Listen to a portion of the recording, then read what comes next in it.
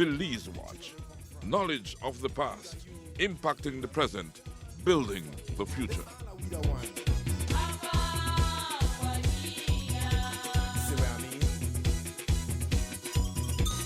Jump and shout all over the nation. Breaking out with a new creation. The Crooked Tree Museum and Cultural Heritage Center is located in what was the village's old community center. The concept and development of the Museum and Cultural Center was done by Ellie Harrison. Chairman George Tillett gave our Belize Watch team a very detailed tour, and we will have that for you after a word from our partners. The Belize Tourism Board, Shell Belize Limited, the Ministry of Health and Wellness, and the Barry. We are the Barry, offering you great products, good service, and of course, the lowest prices in the entire country. Visit us in Belize City, Belmopan, San Ignacio Cayo, Honduras, and now in San Pedro, La Isla Bonita. The Barry. Get more, pay less.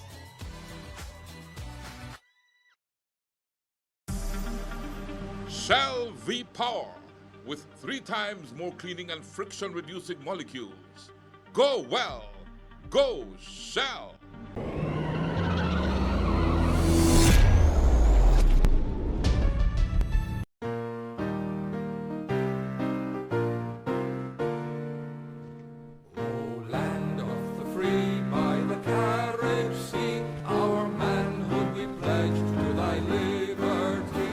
Show your pride by respecting our national anthem whenever it's being played.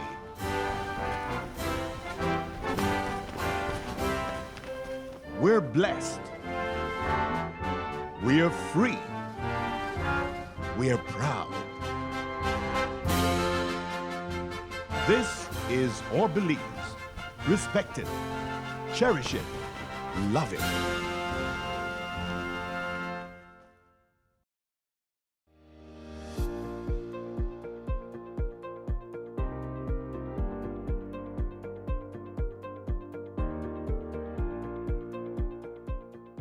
Like a COVID-19 virus, yan tiyan to titiyam. Pure ichilaka tuba maiya makuch a vaccine. Like buwan maka mauch a vaccine, mas sabihin siltiho ka umuchok ohani la topya, like a much bukumena virus. Like a booster, like tano antik ukta kamuk anak tibuk Kulo siya virus a wala kuts eka ka COVID-19. Wa maso yabe la Cristiano ka vaccinating buku, mas protektar anak tikar. Ma sahat eka appointment. Tia primero, tiu kapil, washan tia booster doses, headache, asutintik, like a tuba wala kuts a vaccine, tikach ateche. Koneste protektarte bona yahti wiyo.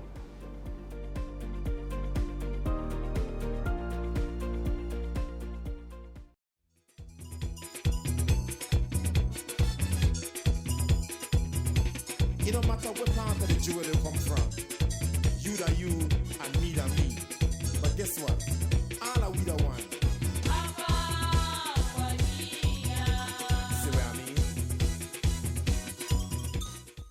I'm in the beautiful village of Crooked Tree, and Crooked Tree is always a beautiful place to be. It's an island set right in the middle of the beautiful Crooked Tree Lagoon, a historic lagoon that plays a key role in where watersheds and flowing of water and currents are concerned, right? It plays a very, very, very key role. As a matter of fact, I would say it even protects this Belize city from Top Gallant floods and what have you. With me is the chairman. Yes, I'm sure. Mr. George Tillett. George, thank you for welcoming me here. Well, nice having you guys here with us, Chief. Here we are at the Crooked Tree Museum and Cultural Heritage Center, where inside you'll see a wealth of historical information that I know will please your heart. Mr. Chairman, I just looked through that door and I'm excited to get in there. Well, But but tell me, Crooked Tree. Talk to me about your village. oh, Crooked Tree has been established from the Mayan era, as you will be seeing in there. And after that, it was after the British colonizers came in, Crooked Tree was one of the first villages that sprang up with European woodcutters, European and Scottish woodcutters, along with their African slaves. And hence the reason Crooked Tree is now a big Creole village. Yes, it's a beautiful Creole village indeed. And I often wonder where the name Crooked Tree came from. If there was a tree that was crooked, or is that old story about the crooked three, which eventually evolved into the crooked tree, because of the creolization of the word three. What's the story behind the name? Okay, As far as yeah. you're concerned, Chairman. All right. Well, I try to dismiss that theory of the THREE. Okay, so Yeah. let's throw that one. Yeah, they were talking because the first settlers to the village were the Gillets, the Tillets, and the Kettles. That's right. And when they came, of course, they were European slave owners. And they have their own set of slaves, and they were looked upon as the Crooked Three. Yeah. But the other theory is that where these woodcutters settled, there was an extraordinary twisted bulletwood tree under the area that they camped, in their encampment. And it was a code name because in the history of Belize, remember the Spaniards used to come in and burn camps and destroy crops and everything. So they found this little hideaway all the way from the Halover Bay all the way to the back here, and they call it Crooked Tree. There are so many crooked trees. Where is this place? And I like how you dismiss the crooked three, the Kettle, the Tillett, and the Gillet. Well, I have to defend my title. I'm a Tillett. You're a Tillett. And I'll tell you what, my grandmother was a Gillet. Okay. So, I have some heritage around this area, but, because the Gillets were in Boom as well, and the Tillets were in Boom as well. Okay. Right? And the Kettles were in Boom as well. Well, Chief, we'll see when we get inside. So we are all related to those three families. Maybe we even find an Elliot in there. Well, Elliot, I think came anyway, but he went to Boom and he married a Gillett. Okay. And so my grandmother was Margaret Gillett, and my grand aunt was Minna Gillett, and etc. etc. Or my great grandfather Frederick Gillett, and that kind of thing. That was when Boom was known as Convention Town. You see, before Mr. Borrell, the Boom was set up there, and Mr. Borrell, the Borrells lived there, right? Yeah. But you'll find in there where Boom You got was a history in Convention there? Town. It's in there. You have the history in there? It's in there. Everything is So in here. I will learn more about where we come from when I enter this. Just a little touch of it. Yeah, so you got me excited. You know how Love FM highlights all things Belizean? Well, in here we highlight almost all things Crooked Tree. So there might just be a little touch of Boom in there. Very good, Chairman. And Chairman, Tillett, Gillett, and so we have to be related somewhere down the line, way back yonder, right? Well, we'll find that out. We'll find that out too? Man, I can't wait, Mr. Chairman. I can't wait. Well, so welcome- can we go in? welcome to my humble museum. Okay, let's go in and check out this museum. I am so excited about it. Okay, and we are inside, Mr. Chairman, inside the Crooked Tree Museum and Cultural Heritage Center. We have by your mission statement. I'll give you the opportunity to discuss this mission statement with us. Okay, we came up with this statement, a bunch of us together. The Crooked Tree Museum and Cultural Heritage Center is a community educational organization committee to share the deep history of the Lower Belize River watershed. So it's deep. Yes, that's in our area of the watershed. Remember, it starts all the way in Guatemala. Yeah. Our mission is to collect, display, study, and exhibit material culture that tells the rich story that comprises history in order to advance knowledge and understanding to the people that have shaped Belize over time. Very good mission statement. Very good mission statement. And I'm looking forward to learning as much as I can today at the Crooked Tree Museum and Cultural Heritage Center. Now, where do we start our tour, Mr. Chairman? So with that, before we learn our history, we need to know where we are. Exactly. So let's totally agree with you. Let's go to the geographical aspect of it. Okay. First of all, if we look on the map of Belize here, we see this is called the Lower Belize River watershed. Okay. And this is where Crooked Tree is comprised. So right now you're on this island right here. The island. in here. Right in here, the island of Crooked Tree. And if you can notice, Crooked Tree has a lot of Mayan history also, because it was a route. Over there is Altunha. This is another area that, yes, this is Lamanai. And right there, just behind Crooked Tree, we call it Chahitch. But I bet you didn't heard of that name as a Mayan site. Habonche? Tell me about Habonche. Habonche. Well, Abonche is an unexcavated area. As a matter of fact, we call it Injin Hill in Creole. Injin meaning Indian Hill. Yeah. Because the Creole called the Indians Injin, you know. So this ruin is also under, you know, well, not right now, but we have some pictures where they were doing some research on it. Yeah. But if you look over, Habonche. yeah.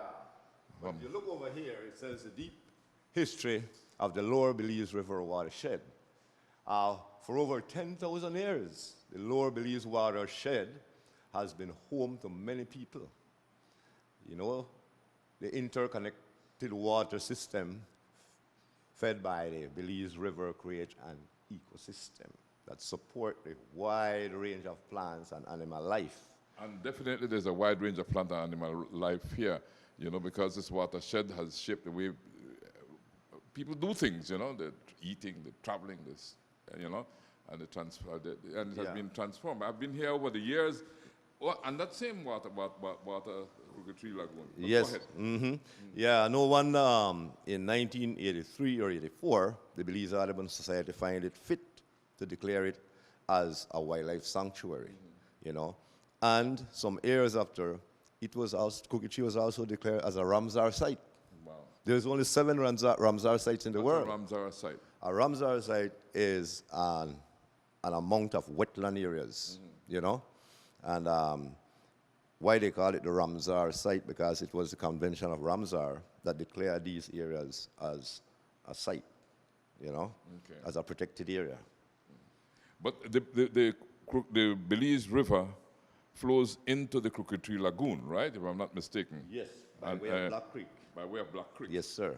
And then the Crooked Tree Lagoon acts as a reservoir sort of. Yes, a of things catchment, for the yes. catchment area for the floods of the high waters that would definitely be rushing down the river to Belize City if there was a direct route. That is right, Chief. If it wasn't for the Crooked Tree Lagoon, Belize City would have been history. Yeah. Because the flash flooding would destroy that whole area. But when the water left from Cayo, it usually comes to Crooked Tree, find this low-lying area, then Crooked Tree gradually feeds it very slowly to the Belize River. That is the reason why, you know, we are vulnerable to flooding in this area. Crooked Tree wetland is also known as a giant sponge. It holds the water, holds it back from pouring down into Belize City. Yeah. So whenever you see places like Belama Phase 1, Phase 2, Phase 3 is flooded, that is because Crooked Tree cannot hold any more water. Yeah. And let it loose. Or it comes in because of a hurricane bringing in a tidal wave or something like that. Yes, sir. Yeah. So if we notice, it says in the west, the Belize River winds through the hills, you know, it's up in the Cayo district. Yeah. And after leaving there, reaching along Belmopan, kind of slows down and gets lazy.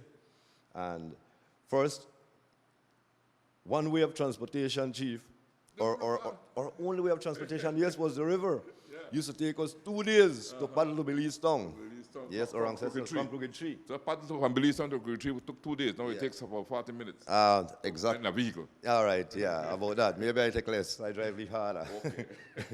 And if you notice in our museum, we have even the history of the name of our country. If you want to read that right there, Chief. Oh, yeah. This is interesting because that is true. It says, and let me just read it. There are several theories on the history of the name Belize. Some say the word derives from the name of one of the earliest British buccaneers or pirates who settled at the mouth of the Belize River, whose name was Peter Wallis.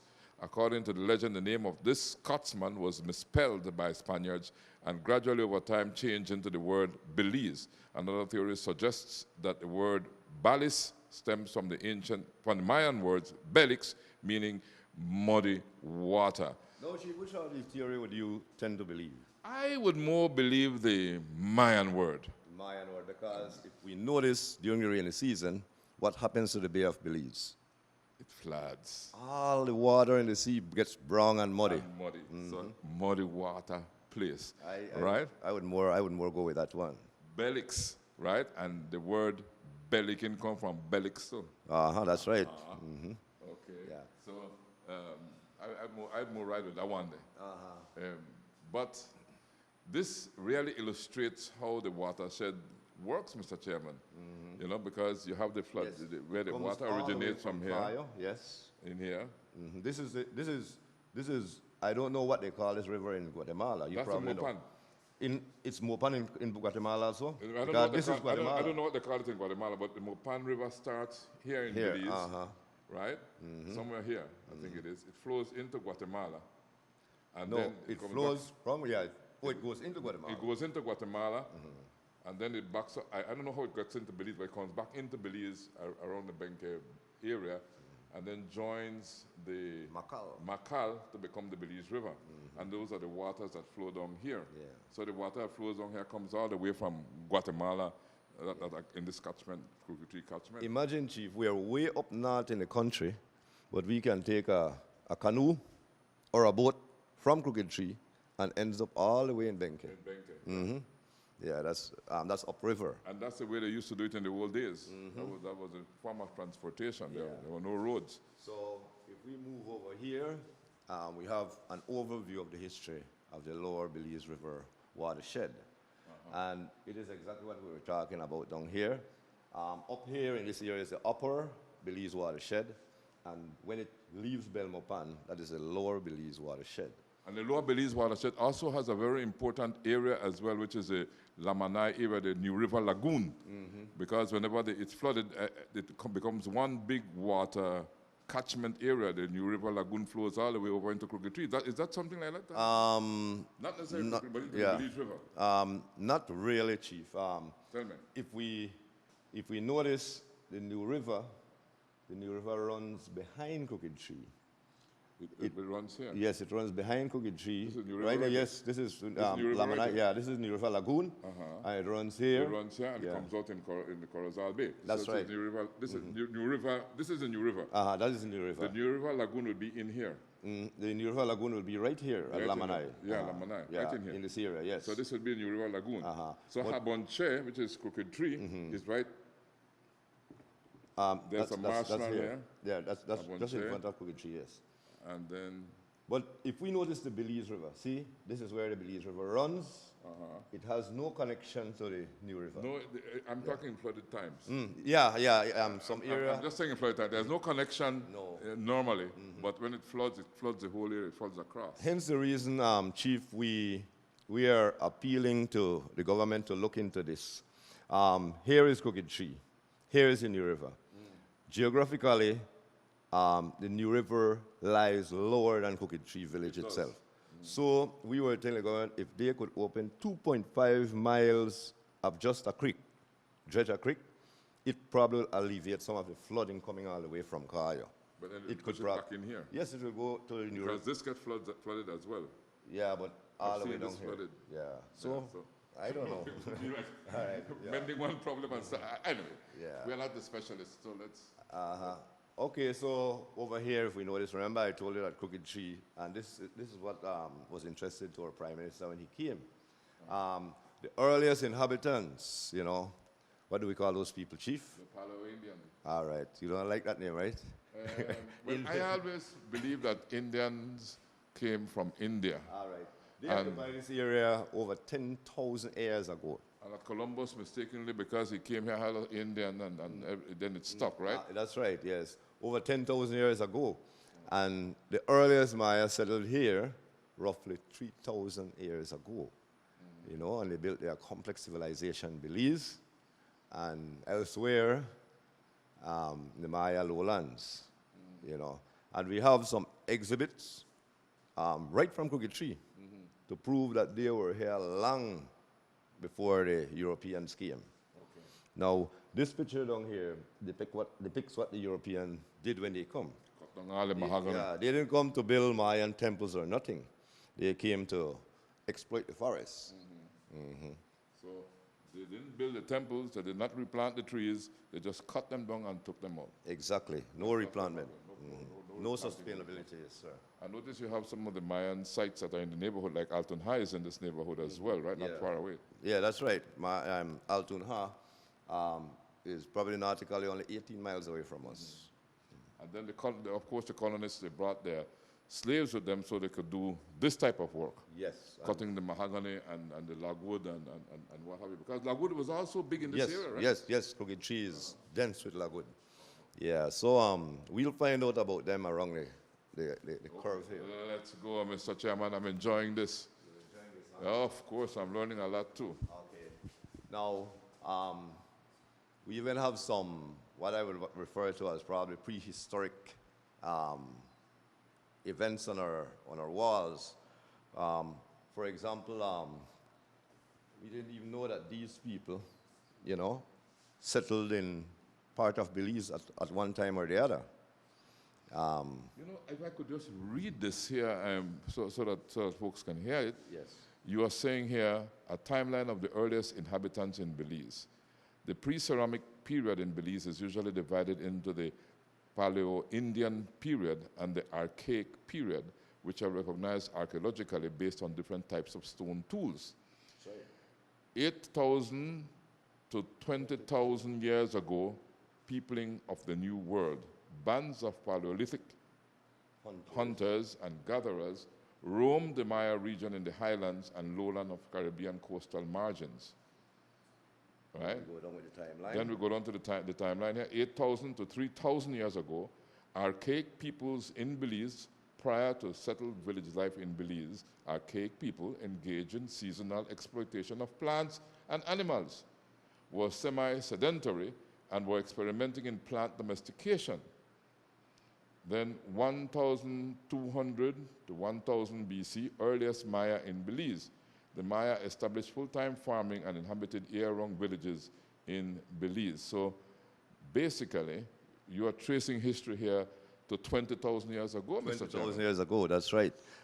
If we notice the last timeline at the bottom, that is still BC, that's still before Christ. Yeah. The 1200 to the 1000 BC, yes. And we have pictures, I think these pictures are familiar of how they used to hunt. So you're saying that something like this used to happen in Belize that we see in the history book, like it used to happen here too? Like Well, these great I am looking at historic creatures. I am looking at the painting, but it's hard for me to believe that. But it also says what they use. It says, let me just read this because we're doing a radio show as well. Paleo-Indian people used two different types of fluted chert points to hunt large ice age mammals like mastodon, giant sloth, spectacled bear, and horse that ultimately went extinct in this area. So they went extinct in this area. So apparently they were there. So far, only 7 fluted Paleo-Indian chert points, Clovis style and fishtail style points, have been found in Belize. So the evidence has been found. Yeah, and if you notice at the bottom, that's what they do with that elephant-looking thing that they kill. Yeah. Here's a comprehensive map also, Chief, of the Belize River watershed. Yeah, if we notice before there were highways, look at these settlements. All settlements along the river. Settlements along the river because there were no roads, right? The rivers served as the highways. Yeah. So all the settlements were along the river or the creek, so some creek or the other. Yeah. Roaring river. And this map can also give us a history of these earlier settlements. For example, places like Black Manatee, Roaring Creek, Burton, and all those areas, Big Falls. See, this is where the River Lagoon is. The River Lagoon is here. And this is Barrel Boom. And Crooked Tree is right above here, right? So we want to say this is St. Ignacio. So this is the La Ruta Maya Road, right? That's the Ruta Maya Road. Yeah. All the way to Belize City. Okay. This is Halova Creek. That's right. We should point out that the mouth of the Belize River is at the Halova Bridge. Yes, at Halova Bridge, and not in Belize City. Not in Belize City. Yeah, the one in Belize City is called Halova Creek. Halova Creek. This is the piece right here, is the Halova Creek that divides Belize City in two. Yeah. Right? And then, Mullage River was also a key community as well, right? Yes, it was. And then I think make a note of Yakshe, Big Falls. There was so much interconnection there. Progreso Lagoon, Corozal. But it was all water connected, water. Yeah, connected. And if we look at at the scale here. All these dots, those are pre-ceramic sites. Yeah. Pre-ceramic sites. Yeah. So the pre-ceramic sites would be the earlier Stone one. Age. Stone Age, yeah. Right, the Stone Age. And then you have your tools, the evidence of the tools are here. Yes. If you could read where these collections come It from. says Crawford Bank, Belize District. That's here in Crooked Tree. Crawford Bank is here in Crooked Tree? Yes, So all these were found in Crooked Tree? Yeah, How did they yeah, found Crawford Bank? in front of the lagoon. Showing us the British woodcutters definitely didn't use tools like these. No, of course. So these are proof to say that we were in the pre-ceramic age. So pre-ceramic artifacts. And this is what they used to make these tools from. And it says, please touch the church nodule. Probably it will give you luck. Yes, I'm touching it, maybe. It's ancient, right? And so the pre-ceramic lithic tool, man, okay. Learning a lot here. So we go way back then. All right, let's go to, All right. what else you have here? This is when they were doing some excavation at Chahich. Remember the Mayan ruin that is right behind the island? In the village of Crooked Tree. And we have to visit that one day for sure. Yes, definitely you have to. You might have to take a boat though. No problem. we will. Remember you're on an island. Yes. Yeah. So you know, these are just different pictures of how they do their excavation. I mean, I for one don't have the patience to do this. For example, one of their tools would be a cat's claw fork that they use with their hand, a paintbrush, a little trowel, broom, sieve, and stuff like that. Because they don't want to destroy the artifacts. This is a very important poster as well because it says, it describes what archaeology is, who is responsible for archaeology, what an archaeologist does, and it tells you, don't loot. You know, because there are a lot of looters, and I know Belize have suffered from a lot of looting of our old archaeological treasures. And Chief, I like this part right here, the first statement. Archaeology is not treasure hunting. Of course. You know, before these sites were being excavated, people used to go back there and blow up these hills just to search for treasures. Yeah. And to loot, like we say. We will continue our tour of the Crooked Tree Museum and Cultural Heritage Center after this break to hear from our partners, the Belize Tourism Board, Shell Belize Limited, the Ministry of Health and Wellness, and the Barry. We are the Barry, offering you great products, good service, and of course, the lowest prices in the entire country. Visit us in Belize City, Belmopan, San Ignacio Cayo, Orange, and now in San Pedro, La Isla Bonita. The Barry. Get more? Pay less.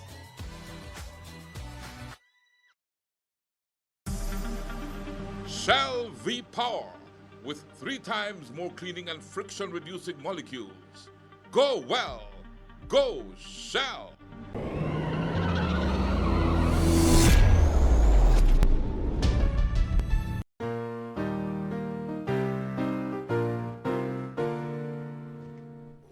Land of the free by the carriage sea, our manhood we pledge to thy liberty. Show your pride by respecting our national anthem whenever it's being played.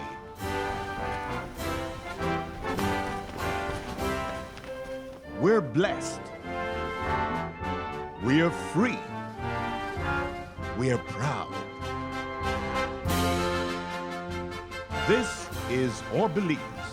Respect it, cherish it, love it.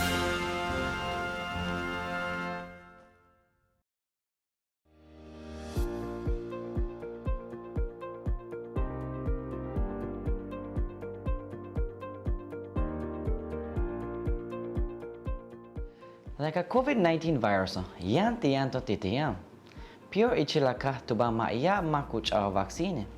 Like buwan maka mauch a vaccine, mas sabihin siltiho ka umuchok ohani la topya, like a much bukumena virus. Like a booster, like tano antik ukta kamuk anak tibuk Kulo siya virus a wala kuts ka COVID-19. Wa maso yabi la Cristiano ka vaccinating buku, mas protektar anak tikar. Ma tsahat eka appointment. Tia primero, tiu kapil, washan tia booster doses, headache, asutintik, leka tuba wala kuts a vaccine, tikach ateche. Koneshti protectarte bona yahti wiyo.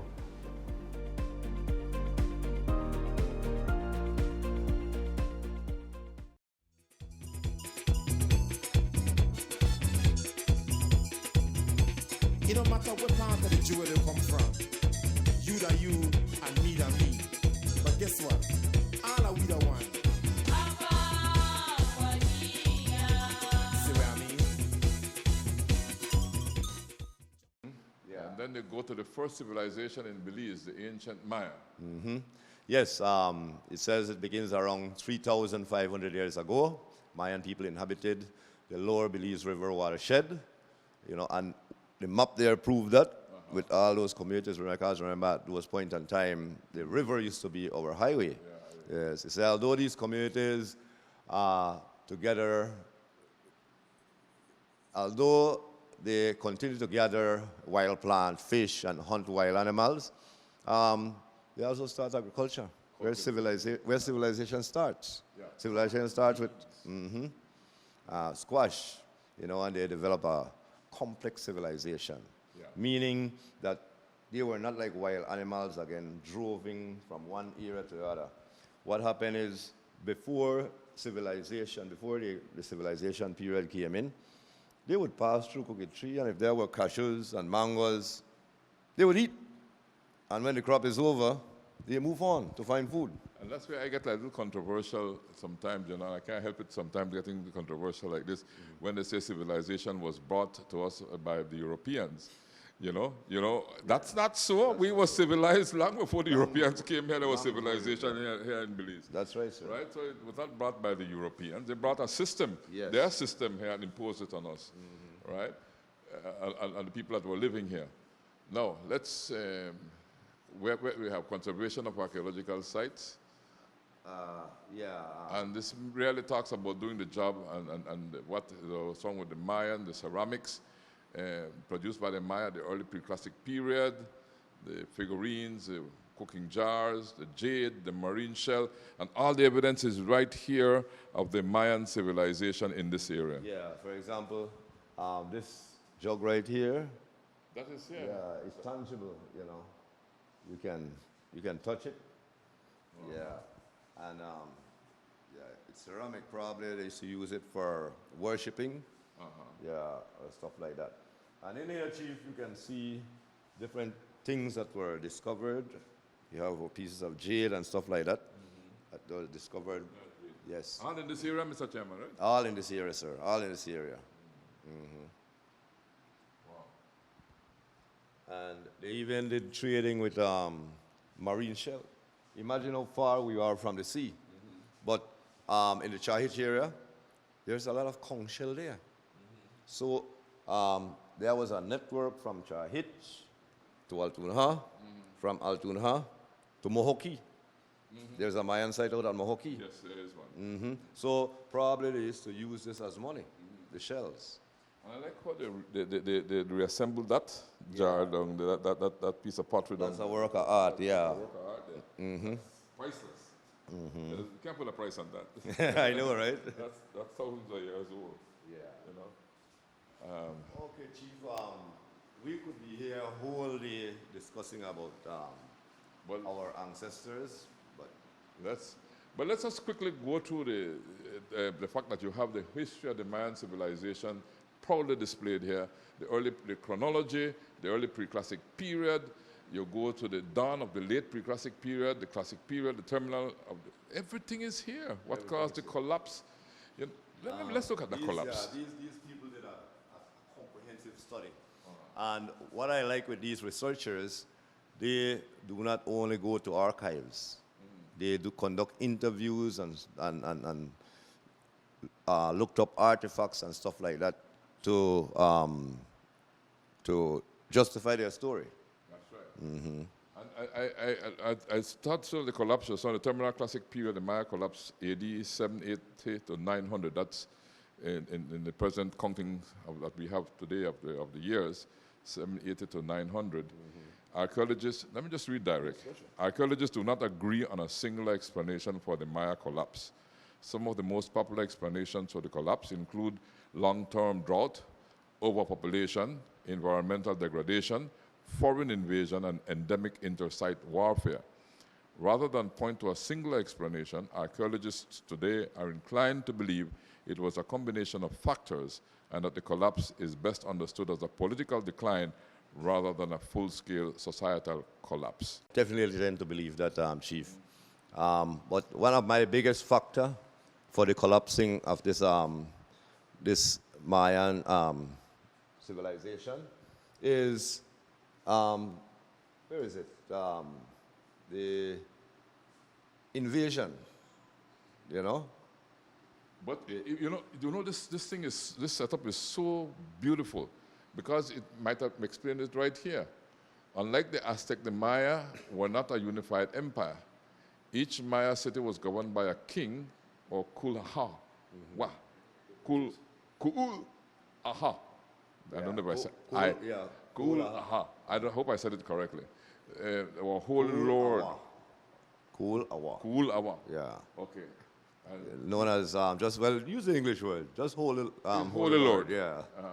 Who directed both political and religious undertakings. From the early and late classic period, the system of royal kingship became increasingly formalized. Kings commissioned carved jades and monuments with texts that detailed their wars and alliances with other cities. They also built large pyramids that in many cases housed elaborate ritual offerings and tombs that served as their burial grounds. So they were not really unified. So I would say, Chief, one of it would be foreign invasion along with internal invasion. Yeah. You know? They fight among themselves. But I like how you run it down, man. This is beautiful. The Maya civilization, the chronology, the pre-classic period. I am very, very, very happy that you guys are here to show some highlight on our museum. You know, our museum is a wealth of information, and I'm quite sure if high schools and even sixth form would know the riches we have back here in history, they would probably visit more often. Yeah, I'm amazed because even the Popol Vuh, which is coming back, the ritual ball game, right? Yes. I think we won some victories in that. I think, if I'm not mistaken, there's a team that's getting ready to go and play that right now to represent it.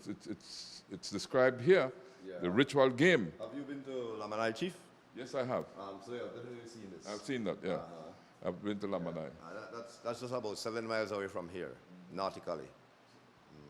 So the Popol Vuh, because it's being talked about, let me just read about it here. He said, for the Maya, this ritual game was central to their creation myth called the Popol Vuh, a story involving two twin brothers, the hero twins, who descended into the underworld Xibalba and played ball with the Death Lords. The hero twins' victory in the game led to the decapitation of the Death Lords and vanquished them from the underworld.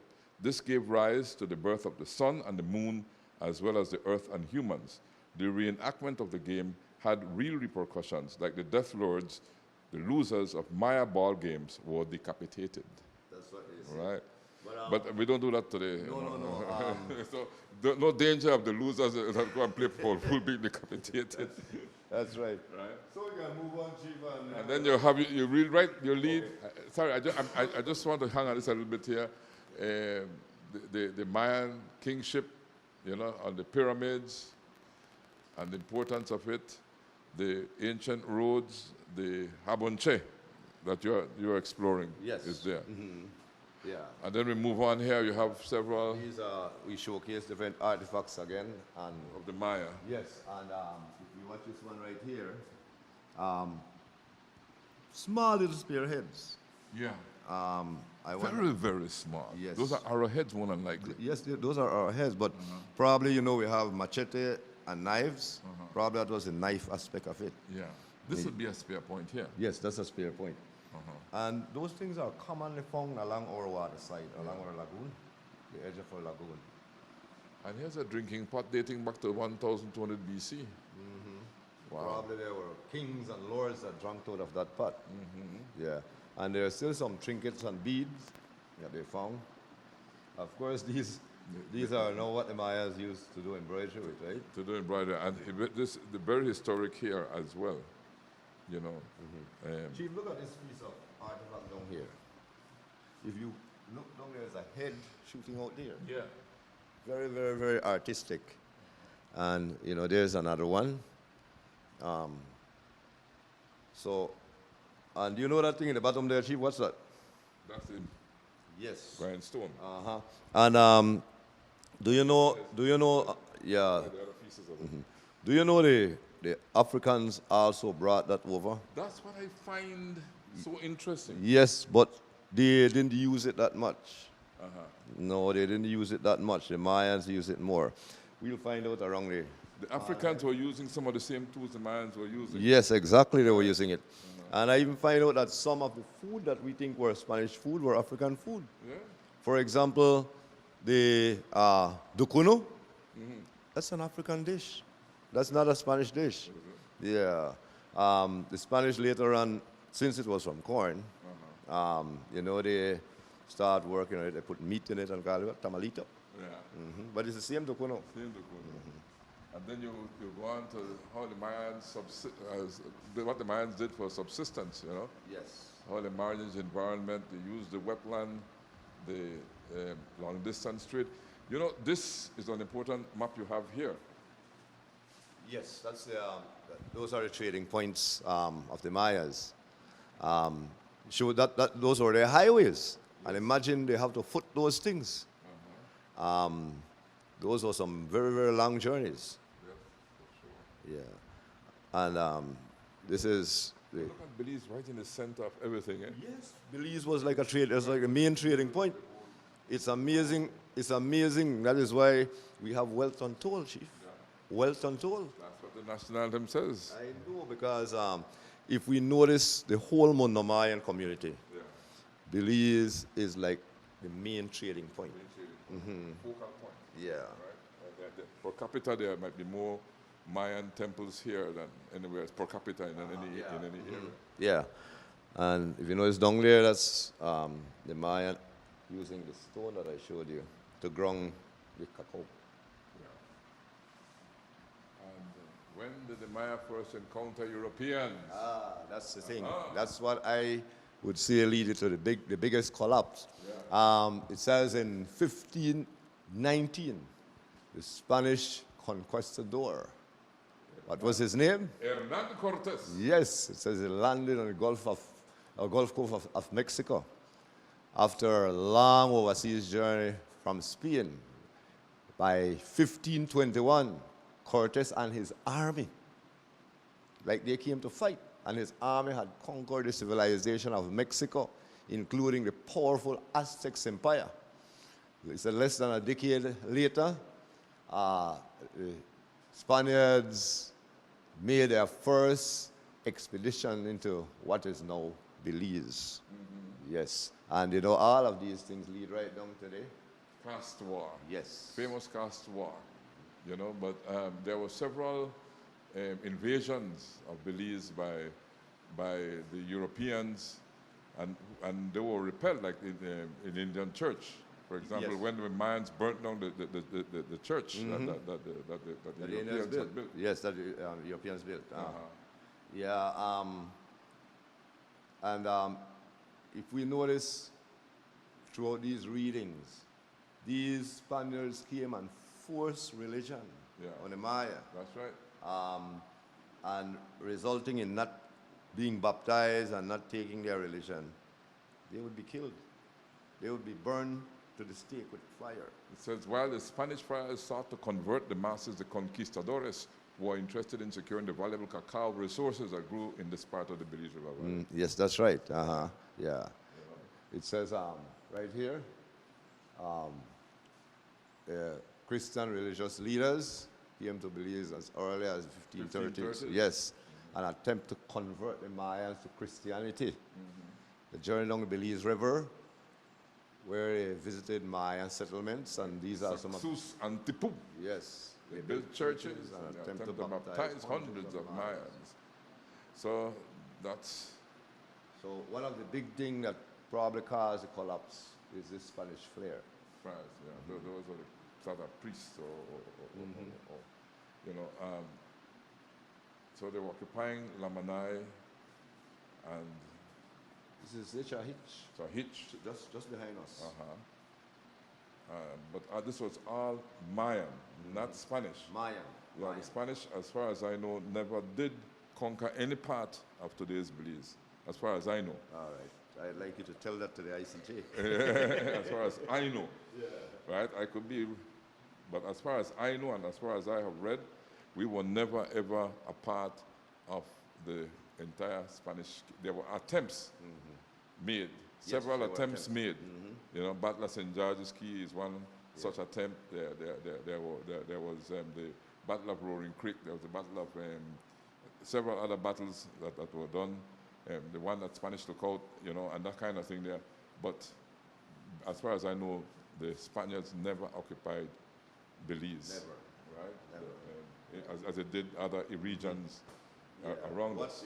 What we have in Belize are mestizos, a mixture of Mayan and Spanish that fled the caste war. Not to say that were not attempts, because you describe an attempt here, like the Spanish church, Yeah. right? Yeah. That was burnt down. That's why it's called Spanish church. Yes, it was burnt down. burnt down by the Mayans. Yeah. Right? So there was always this resistance by the Mayans. So, Chief, if we want to move on earlier into Colonial history now. Yeah, colonial history. We can start right here. Okay, let's do it. They were pirates. Pirates! Yes. Yeah. Yes. Pirates, yes. You remember Yoho and the Battle of Rum? Yes. Yeah, all these were old European battles, and these pirates, you know, our British ancestors were pirates. They were like a lazy people.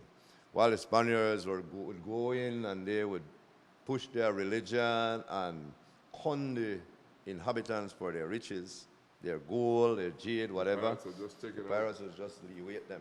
Even when the Spanish fleet is passing with their lagoon, they would kill the crew and take their lagoon and take it to England to sell. Yeah, the pirates, that's why the pirates survived. Yes. Yeah, they were real pirates. Yes, and that is why if we go down into our history, we will find where the treaty, what was this treaty that was signed? A treaty was signed, I think it was the Treaty of Paris. Yeah, Treaty Yes, of Paris. yes, was signed, giving them permission to cut their own That's in lagoon. 1763. Okay, so let's go along this right. It says Lower Belize River watershed, and then it says about a century after the Spanish conquest of Mexico, the first British colonialists arrived in Belize and reached the coast of Belize. As early as the 1650s, they formed the Bay Colony and became known as the British BMN. BMN. The BMN brought with them enslaved people from Africa to log the forest and what is now northern Belize in our area. Yes, it is here in the lower Belize River watershed that we see the the birth, of the Creole culture, with its variety of mixture of European and African ancestry. Yeah, so the Creole culture was really in this whole Belize River Valley area because we talk about Flowers Bank and right down the whole Kamba. And Chief, I'll give you this little part since you have a passion for boom. Let's see what it says. Yeah. Much of the area now known as Northern Belize came under the control of British logging concessions granted by Spain in the 1763 Treaty of Paris, but was not subject to formal colonial rule until 1862. Before this time, the British were not permitted to form permanent settlements and could only temporarily occupy the land to cut wood. They established Belize Town, what is now Belize City, along the coast, and the settlement of Burrell Boom, known then as Convention Town, along with numerous logging camps in the lower Belize River watershed. So Burrell Boom also plays a key role in the history and development of our country. And this map right here is to back that up, Chief. So this is the area that they worked in, you know, because even though Spain never occupied Belize as we know it, Yes. the fact is that the Spanish crown claimed jurisdiction over the whole area. I think that's how it went. Yes, that's Right. that's how it went. And if you look right behind the Chief, there is a picture of Belize Town in 1914. 1914. Was that World War I? Yes. That was World War I, right? Around World War I time. Imagine Belize, it was just a handful. Very Small little area. Yeah. I'm trying to see. Yeah, here's the courthouse, so we could get an idea of where we are. This is the courthouse. It's a beautiful setting, though. Yes. Is that the Scottish church Huh? over there? No, this is Scots Cork Church. That's still there, more looking almost the same. Then this is where Belize, the bank is. Okay. The Central Park is there. I think this will be where Broad is right now, right? This would be where the government buildings are, where they do the Public buildings. The public buildings. Yeah. Courts, I think are using that. The Bliss Institute will be somewhere in here. Yeah. But of course, this has been changed so many times by various hurricanes. Yeah. That, you know. Well, actually, remember this is 14. This is Regent Street. Yeah. Remember this Regent is 1914. So there was no Bliss. There was no Bliss then. I know. There was no Bliss, but I'm just saying that today it would be somewhere in here. Yes. Right? You know, but so there are so many changes that have been made by the various hurricanes that Belize, town of 1914, barely has any resemblance of the Belize Okay, city of Chief, today. so let us visit the logging camps. Okay, where are they? Where are we? We are right over here. All right. That's where the British colonialism and slavery in Belize. Says the Baymen were the Baymen were a small group of British and Scottish pirates who preyed on Spanish merchant ship and settlements within the Caribbean. And it says they pillaged Spanish ship containing logwood. See, the Spanish were taking logwood also, and sold these precious cargoes in the European market. It says in the mid-1600s, they settled the Bay Colony off the coast of Belize and began logging logwood and mahogany, relying on the labor of enslaved Africans from Western Africa. Now, this is interesting, Chief. Yes. The Spaniards has nothing to say about slavery. But these Europeans, our ancestors, the British and Scottish, they had to include their African slaves. Yeah. Do you know of any history of slaves by the Spaniards? Off the top of my head, not really. Yeah. Uh-huh. But But I'm sure that most Europeans were involved in the slave trade in some form or fashion. yeah. Right? Well, I have nothing much to say about that part because it was from that I derived as Creole. If it wasn't for these, It was for that you would not be here. Yeah, Right? You're the part pirate and African. I would more like to say African. Me too. Well, it says by the middle of the 1700s, enslaved Africans made a majority of the population. Most were enslaved by the By the Baymen, Baymen, yeah. yes, in the logging industry. But women and children were also enslaved to provide domestic work, such as cleaning, sewing, washing, ironing clothes, cooking, and serving food. And I imagine they do not want to say the next thing that caused us to be here. Yeah, we'll leave that one out right now. I just want to go back a little bit to the pillaging of the Spanish ships containing logwood. Why would the Spanish ships have logwood? Because they were bringing it from Campeche in Mexico. You know, and Campeche is the Spanish word for logwood. Okay. So the state of Campeche in Mexico was a center of logwood. I just want to say that there's a little commonality there, as far as I know. Very interesting, very interesting. As far as I know. I stand to be corrected, Yeah. of course. Now, in this patch here, a lot of people want to say that the slaves in Belize, even our flag is saying that these enslaved Africans work side by side with their European bosses, but this is telling us a different story. It says, though slavery in Belize was different in some ways than other colonies where plantation agriculture was the norm, it says instances of slave revolt, escape, work slowdown, and other acts of resistance indicated that the condition of slavery in Belize were not mild. It's a misconception that it was mild. You keep hearing it was mild, it was not as bad as other areas. Yeah, because we are on mainland. Slavery is slavery no matter how you want to take it. Right? And that should have never happened. But anyway. When I look at the bottom there at our poor African brothers, beating those logs with X's, you know, getting them ready for export.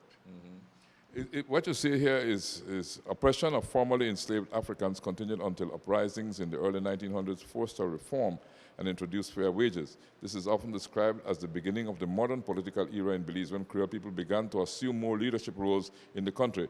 It was not until 1934, after a series of protests and strikes by Creole laborers, that fair wage labor in Belize was formally accepted. You see? Yeah, and it was little after that that the father of our nation stepped in. Remember, that was his platform? That was his platform. You know, we must free Belize from all of this slavery and that kind of thing. That was the platform. You know, because at that time there was strict colonial control over what we did. You know, and who we were. You know. Okay, Chief. This here showcases some of the stuff the Creole people used to use. For example, the days of felt hat. Yes, man. Yeah. I hear about felt hat. And Evangeline Tillett of Crooked Tree Village. yeah, she have donated a heap of these artifacts here to us. There's a little molding that they used to make moccasin. You know the shoes moccasin? Not the stout. Yeah, they used to use that. The slingshot. Have you ever used the calaban before? Yes. It's a bird trap, right? Yep. And all these artifacts, all this stuff here was found right here in Crooked Tree. See those pipes? Then that's, I think, it's a trigger from a musket or something. Musket, old musket. Yeah. And all those are the brass from different cartridge. Yeah. Yeah. Mahogany stuff. Yes. The X, the saw. That's what they used to tie them up together with. And dog. the old, yeah, they call it a what? Iron dog. Iron dog. Yeah, and if we move along, we can also see, well, that's I think that's in the park in Barraboom. Yes. Those are the anchors that were used as the boom for the logs, because the logs are floated down the river and formed a boom, and they were anchored with anchors like that and chains that would keep them from breaking loose and float down the river. Yeah. And Chief, look at this giant tree that was cut down with an axe. Where would we get those strength to do something like that? I mean, this thing is literally about 12 feet in diameter. Look at that. You know, and this guy he's standing on what we call a barbecue. A barbecue, yes. Yes. Right? This is a platform. A barbecue is a platform. So he's standing on that and falling the tree. Yes. Right? Over here we see it says the logwood industry. Logwood and mahogany tree were central to the economic of colonial Belize and remain a part of the modern Belizean forest industry. Logwood is a hardwood that is resistant to rot. That is why we used it a lot, Chief, as a form of fence, the pegs for fencing. Yes. And it says it's still used today. Yeah, it's still used today for fencing. It produces a natural purple-red dye, you know, that was highly sought after the early colonial Europeans. They used to love that color. So by the end of the 1700s, a man-made and not expensive dye, you know, replaced the logwood, and that was the end of the logwood era. And then the logwood era ended and the mahogany era started. That's right. Right? And some of the logs from Belize ended up in Boston, Massachusetts. It says here, 2,000 miles away. Belize logwood was donated by the British Baymen in 1727 and used to build the pews and steeple of the Old North Church, the same steeple where two lanterns burned on the night of Paul Revere's ride in the 1775 warning of the impending British approach on the eve of the American Revolutionary War. So imagine that logwood from Belize built the pews of the Old North Church and the steeple where two lanterns burned on the night of Paul Revere's ride in the 1775 warning of the impending British approach on the eve of the American Revolutionary War. Belize. So I'm wondering how many of our friends from the US would know that. I know, right? And if you look to the bottom here, Chief, you can see the hard work that these Creole. That's why I salute my Creole ancestors. Of course, we got to salute them and pay tribute to them. They're pioneers. They are forefathers. They were real forefathers. Imagine there was no chainsaw. Look at this stuff here. You had to pull this. Two-man had to use it. Yeah, a two-man saw. They used to have two-board handle, I think. And when they're not using the axe, they would use that. And here you reach the Chiclero crab. The chicle, yeah. Chicle, the white silky latex sap of the sabodele tree, known to the ancient Aztec and Maya of Mesoamerica. And it became a central product in Belizean economy, widely exported to the USA and Europe for chewing gum. And Maya and Creole participated in the chicle industry, right? That's right. And up until 1970s, you had chicle being harvested. My father was a Chiclero also. Yes. And if you look right down here, Chief, this is not a replica. That's a real block of chicle. A real piece from the block. The block used to come in 25 to 50 pound blocks. Yeah. I remember those blocks, you know. I can remember as a little boy out by the swing bridge. Yeah, out by the swing bridge, where we would pass and pinch a little piece, right, of the chicle. You know, you put the shed had these like fence pickets, and the blocks of chicle were there, and we would just pass and take a little piece and run with it and chew it. I you know. I mean, it didn't have a nice taste, but you were chewing chicle. No, we were chewing chicle. Yeah. You know? And this is one of the pots that they used to use to boil the milk they collected from the tree. Yeah, from the tree. Yeah. Boil it until it becomes something a like that. block of chicle here. Chewing gum. Yeah. So this is the real stuff. This is not the synthetic stuff. No. This is the real stuff. Real Yeah. chewing gum. Chairman George Tillett issues an invitation to all Belizeans, especially students, to visit the Crooked Tree Museum and Cultural Heritage Center. We step aside for a word from our partners: the Belize Tourism Board, Shell Belize Limited, the Ministry of Health and Wellness, and DeBarry. We are DeBarry, offering you great products, good service, and of course, the lowest prices in the entire country. Visit us in Belize City, Belmopan, Sa Ignacio Cayo, Orange, and now in San Pedro, La Isla Bonita. DeBarry. Get more? Pay less.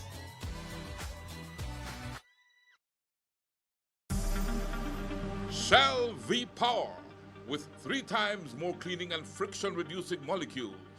Go well. Go Shell.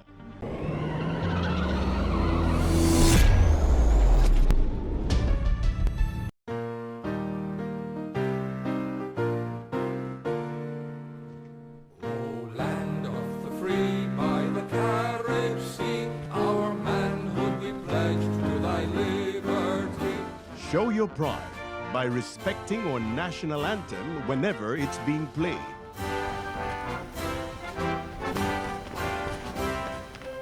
We're blessed.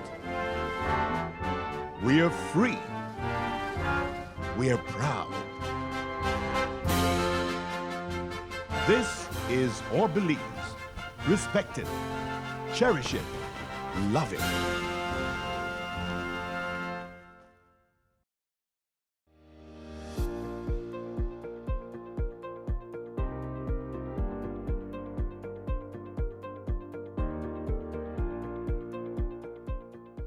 Like a COVID-19 virus, yan tiyanto titiyam.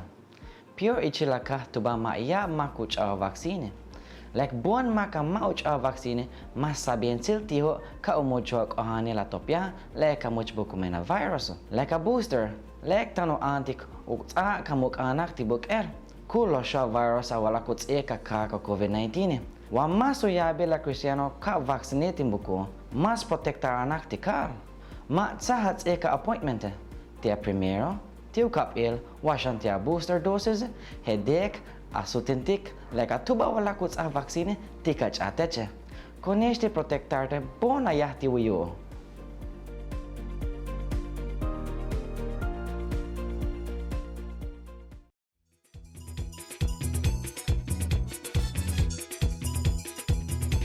It don't matter what part of the jewel you come from.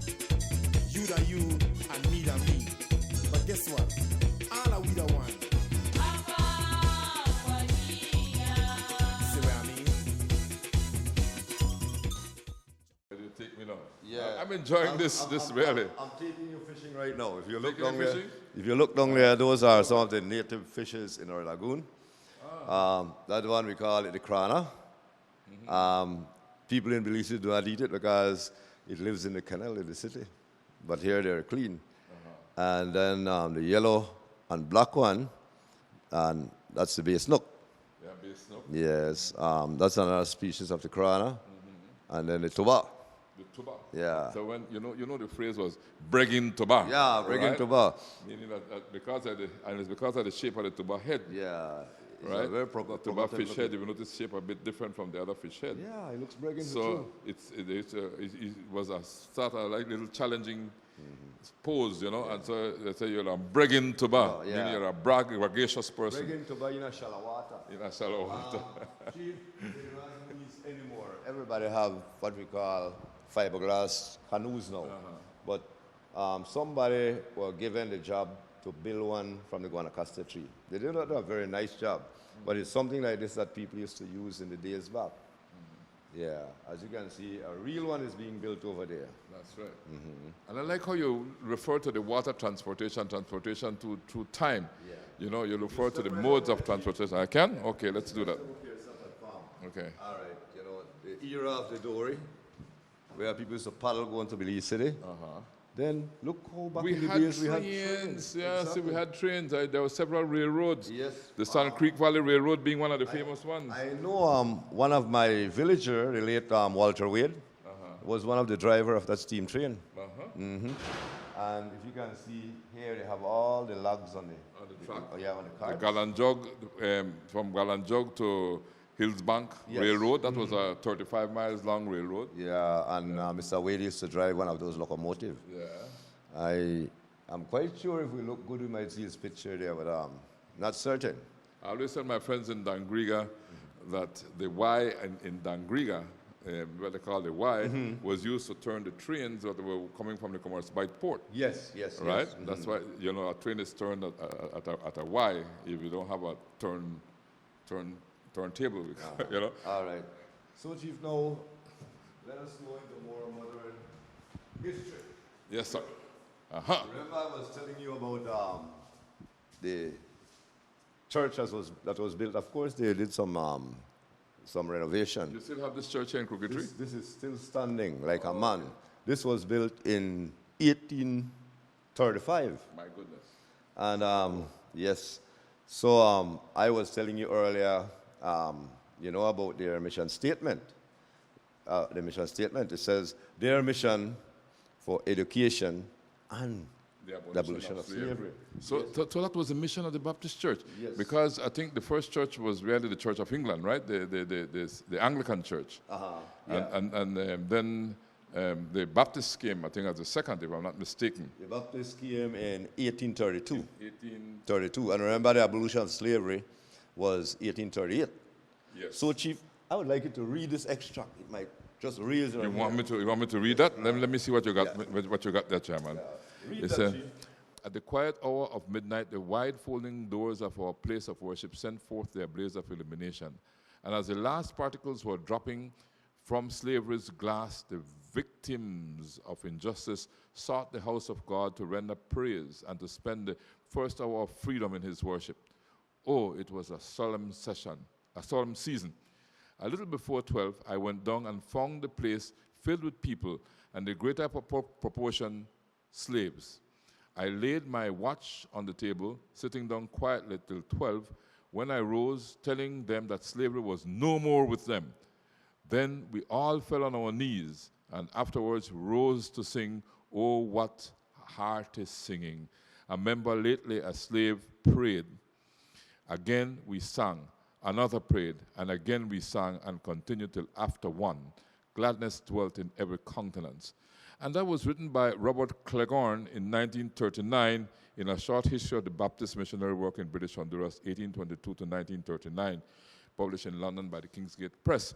But Robert Cleghorn, you heard about Cleghorn Street, right? That's named after Robert Cleghorn, right? So people who when they travel Cleghorn Street, they should know that that street is named after He Robert was the one Cleghorn. that came and established our Baptist church here. Yes. The same Robert Cleghorn. Yeah. So this right here So the shows you Baptist Church and the Anglican Cathedral will be the oldest churches in Belize. Yes. And Rene, do you know that I am also an ancient person? How ancient are you, Mr. Chairman? My name appears in this museum. Of course, Tillett. Can I read it? Yes, Mr. All right. Chairman. Let's Here go. it says, the BRE team and local excavators from Crooked Tree Village performed several test excavation throughout the churchyard, that's the Baptist church, throughout the churchyard to better understand the historical settlement of this area. One excavation was placed on a slightly raised area west of the church building that appeared to have been raised on stilts. They found a house. It says stilt homes were common among wealthy individuals. Oral history accounts suggest that this may have been the home of William Tillett. William and his brother George Tillett are said to have been the descendants of original Scottish merchants who established a logwood camp north of the village At of Cattlebank. yeah, In the the late 1700s. So, my name is there. I'm The kind of old. name is there. Yeah. And of course, Cadle is also a famous name in this area. Yes. So it was Cadle, Pro- Tillett, yes, and Gillett. right? And Cadle, of course, we know the father of the nation is George Cadle Price. Yeah. So one and one make two, right? Yeah. Okay, that picture down there is when they were doing the little excavation at the churchyard, the same Baptist church, and they came up with all kind of different little findings, and some of the school children were invited over to witness some of these stuff that they took out of the ground. And here we have some stuff that they find. All these different. These are the ceramic. Actually, ceramics. They are the ceramic era. And here, remember slate? Oh, And yeah. slate pencil, all these they found in the ground there, Chief. Mr. Chair, you used to go to school with slate and slate pencil? Oh yes, we used to wet it with water when our lesson is over, and then we used to dry it in the wind, and it's time for another lesson. I remember I used to go to a rock private school when I was a young boy, and also to Ebenezer Primary School as a young boy with a slate and a slate pencil. Yeah, true. No textbook. No textbook. No textbook, no exercise book. And down here, Chief, you can see some of the tools that they use to do the excavation with. They use a tape to tape different location, the paintbrush, the broom, the gloves, the small little trowel because they don't want to damage anything. So these are some of the tools they use for excavation. And you know what was wonderful? They used our own Crooked Tree guys to do the excavation. As you find some old medicine bottles too. Yes. What does that say? It's a cough medicine bottle? Cough balm, price 10 cents. All right. Well, cough balm for 10 cents. This might be very old, really. It's the colonial period. And it was ceramic. Yeah, It was clay. Yeah, we got a plate. So you want a cough balm, Yeah. Then they used to have the inkwells. inkwells, yeah. Because all the pens were stuck in an inkwell, and you take it out of the inkwell and write with it, right? Yeah. And So sometimes you should write with feather too. yeah, if you notice, some of these things were extracted from an era called Tilletton. Tillett. Yeah, that was the estate of the Tillets. Okay. Yeah. So my ancestors were probably some real old pirates, or among the Crooked Three. Well, remember, I have some Gillett, me too, so I guess we have that commonality there. Okay, Chief. Well, here we are now in the modern Creole world. Yeah, we're out of history now, and we're in the modern Creole world. For example, you know this stuff here? Yes, of course. That's the Martha. mortar and the Pestle. yes, and they have somebody doing a demonstration of how it was being used. Pestle. Bang, bang. Yeah. Now, believe it or not, Chief, a lot of the words that we use today in Creole are not real Creole words, or they are African words. It says, for example, bakra. Have you ever used that word before? Yeah, Bakra is referred to as to a white person. Yeah, and do you know we had people in the A village? person Yeah, we used to have people in the village with that name. We call it bakra. Bakra. Yeah. Yeah. Watch a bakraya. Yeah. Then the Concante. Concante. Yeah. Yeah. That's a porridge from plantain. I'll tell you something. My mother-in-law used to make nice concante. You know, I haven't tried What from Monkey River? Come all the way from Monkey it. River. I haven't tried that before. Hers came from Monkey River. Yeah. Then gozo.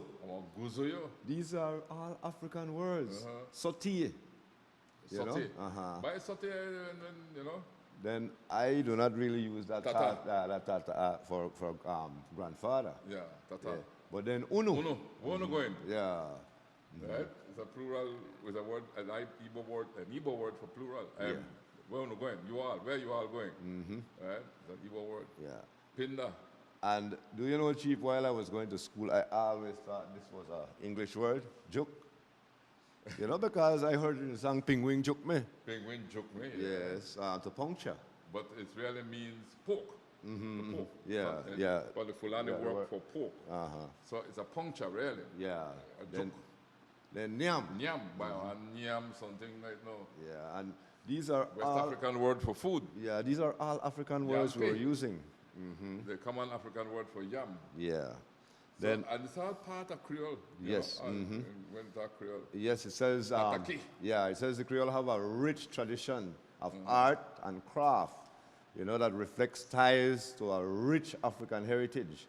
Basket for transporting goods were called pataki. Pataki, yeah. Pataki la si kiba kiba young girl, remember that song? La si kiba And young there we girl. can see a pataki. Yeah, it's a pataki. It was a well skilled, skillful work to build something like that because pataki was waterproof. You could drop the water and water will not get in it and it's a basket. And you still have some African roots in the Creole food too. Yeah. Fufu. Yes. Oh, yes. Yes. It also says many of these comprise household utensils that were used in Africa. You know, such as the kneading bowl, the washing bowl was used for washing clothes as well. You know, as the wicker chair. You know, made from titai. But here we call it tai tai. Tai. Yeah. Yeah, slaves and their descendants, you know. Let's get out of that Creole. slavery. Yeah, man, we can left that alone for true. These- What we got you now? Some of these. utensils we use, Chief. For example, that one we used to call it the what? The witch lamp. Which lamp, yeah? Yeah. Kerosene lamp. That was a homemade lamp. You take Yes. one jar and you put a leaf cloth in there and you burn the cloth and the oil in there and it burn, right? Yeah, preferably a felt cloth. Felt yeah. cloth, yeah. Then the hurricane lantern. I remember that. Then you have the butane one. I remember And those. then over there, it has iron from way back. Yes. These used to put this Look in at the food. starch. Yeah. You see the starch? Or a root powder, starch. Yeah, to keep your crease in your pants. Yes. I know the cameraman know. Today we wear pants, you know. Yeah, no crease. But in the old days, the pants had a crease. Yeah, this. And we we were use starch. we weren't properly attired if we were dressed Yes, like we this. We go just like this, we're not properly attired. Because pants have no crease. Then there is a butter churn. You used to take the cow milk and turn that thing with hand until the milk became butter. Yes, man. Yeah, the cream from the milk. If you use this to measure oil and things like that. Yes. Now milk cup. Then the cattle farmers used to use that tuk-tuk. Yeah, to carry water. Yeah. Yeah, because it The keep, commonality, that's the commonality between African and Mayan there. yeah, it keeps the water warm. Then you remember I used to travel far when they used to send you go spend holiday up country with granny. The grip. Yeah. You don't go without your grip, man. Now you call something with wheels, but this used to be the pataki. I am wondering how people used to back that thing with clothes. I used to have to back it. I used to have my whole grip. Then you're going to country, Chief, you got to take your fly brush. Why, if you don't carry that, you're in trouble. And I remember as a child growing up, whenever we would go to Belize, each mother would take their basket of provision. Because when we leave from here to go to Belize City, you might reach Belize City. If you leave from here 4 o'clock in the morning, you might reach Belize 6 o'clock in the evening. So you have to take food to eat on the way. And that basket will be full of nicetives. Exactly. I don't know if you remember that the guys that had the mule and cart in Old Belize City when there were no vehicles, when there were just mule and carts. I vaguely remember Ramsey.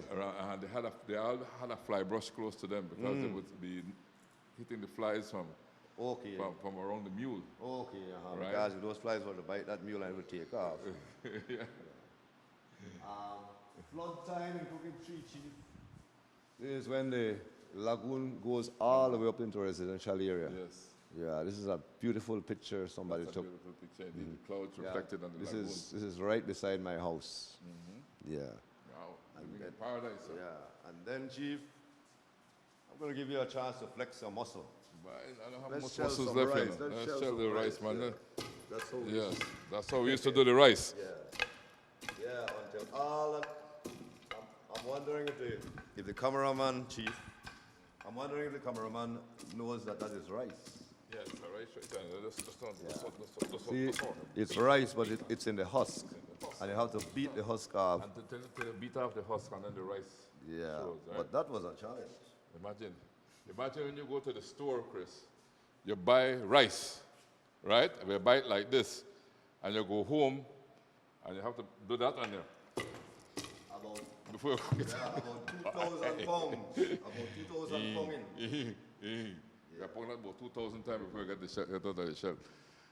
Just to eat rice. The common seat for our horses, the saddle. Saddle, cashew seed, Yeah. mango. And if you notice the hand that is holding it, this is a nice picture. It's a real dirty work. Indeed, that's the word. Yeah. It is. So we just move along. We have Music, you touch a bit about the music and some medicinal practices here, which is good. Yeah, in the past, it says the traditional form of Creole music is called the brokdong and brum. Yes, and this is accompanied by dancing. It says according to oral tradition, brokdong has its root in the Mahagany camp, Mahagany Chiclero camps in Belize. After men finish long day of work and of labor, you know, they would spend their time beating on iron pots, whatever could make some music, you know, and then that was where the boom and chime was formed. Yeah. So another traditional form of Creole and Garifuna music. It is still practiced today in Belize. The structure of this called call and response. You remember those type of thing? Remember the turtle shells too? Yeah, the turtle shells, the calabash shaka. And down here we have some of our, people still use these as medicinal, yes, bush plant, bush medicine. The serase and the tree of life. yeah. And here we have, this is the kneading bowl for bread and Johnny cakes. And this is the washing bowl. Washing bowl. Yeah. You know, in a washing bowl, sometimes they used to bathe the baby, right? Yeah. True that, not true? They still have something there. Yeah? Also. Yeah, yes, that's what it used to be. That's the job. Bathe the baby in a washing bowl. Yeah. And then in this last one here, Chief, we have some cashew products. Yes, the wine, the fruit. Somebody have that's just a. Well, Chief, that's a walkthrough. That's a walkthrough. This has been an amazing walkthrough. You know, I would encourage, can we maybe go into the front here again? All right. Well, this has been quite an experience. It's a very comprehensive museum, and I must congratulate you, Mr. Chairman, Yes, and the folks that are connected with this museum for the wonderful work that they have done in displaying our history. Yes, well, thank you very much, Chief, and our counterparts from America who have helped us to put this together. I hope when this air, you guys will, you know, be watching. So let's greet them, you know, and thank them very much for the wonderful work they have done in putting together this museum, the Crooked Tree Museum and Cultural Heritage Center. Now, let me tell you, this is in what was the old village council community center, the old community center, right? And so it's historic as well because the community center itself has a bit of history behind it. Yes. But we did not get into that. I know. What happened, this building was abandoned. Yes. You know, it was, nobody wanted to do anything about it. And these people came and we put it together and now look what we have. Exactly. And you reflect most of the cultures. Of course, Belize is far more than what is here, but at least the origins, you've captured the essence of early Belize that has come from way back to today. So again, congratulations to you and to the villagers of Crooked. And I'll encourage Belizeans to come and visit this museum. It's worth the visit, right? But today we live in a Belize that's made up of so many different cultures, from so many different origins, from so many different parts of the world. You know, we live in a Belize where we have the Mayans who are still with us. We have the Creole who are descendants of the African and the Europeans. We have the Garinagu, right, who are from the island of St. Vincent. And again, African and Amerindians. We have the Chinese who came here. A melting pot of races, We have the people from Central America who have made Belize their home. We have the mestizos who have come in. We have the East Indians, you know. And if I have left out any culture that's the main fabric of Belize, let's just celebrate Belize. That's right. Because the important thing, Mr. Chairman, is that we are one country. We are one Belize, and this is what makes up Belize. All of us that live here make up this beautiful country we know as Belize. And we are all proud to be Belizeans. And that's what we are.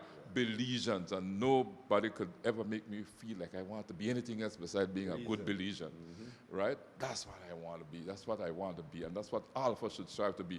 Good Belizeans living in the most beautiful country in the world, loving each other and learning to live with each other through love.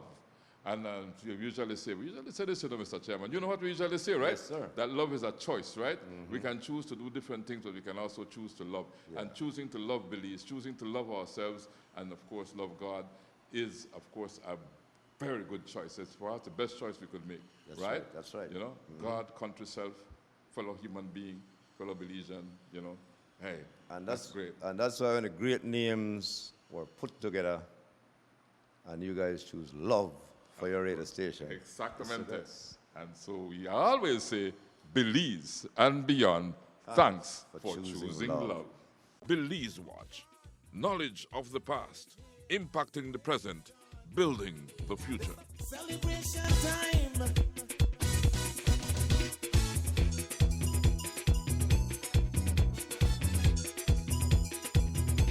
It don't matter what part of the jewel you come from.